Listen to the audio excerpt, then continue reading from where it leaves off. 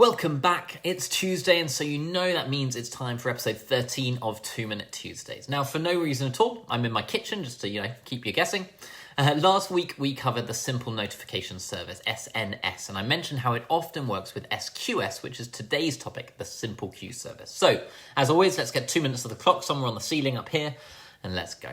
So, SQS is a fully managed message queuing system that helps decouple or separate out your applications.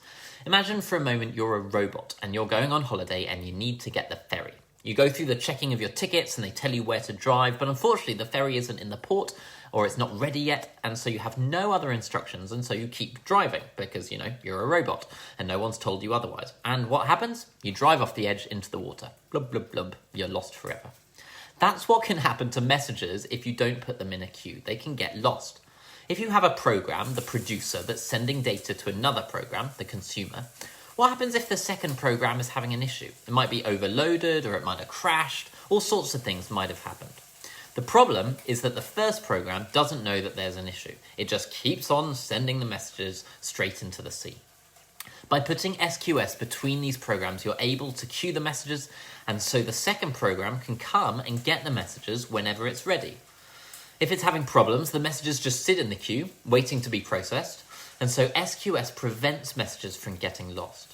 Now, messages can actually sit in the queue for a maximum of 14 days if you need them to.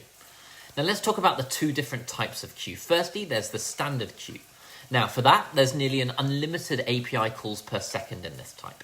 It has what's called at least once delivery, so a message is delivered once for certain, but it's possible it could be delivered more than once.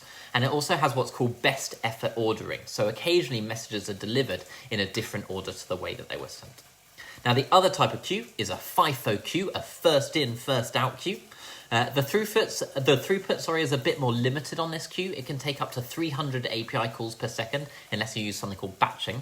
But it has exactly once processing, so you won't have any duplicates in your queue.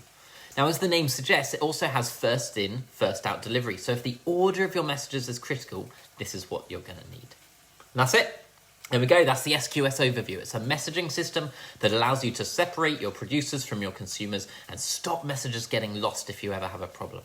I haven't mentioned things like dead letter queues, so you might want to go and research that. As always, let me know if there's anything you'd add.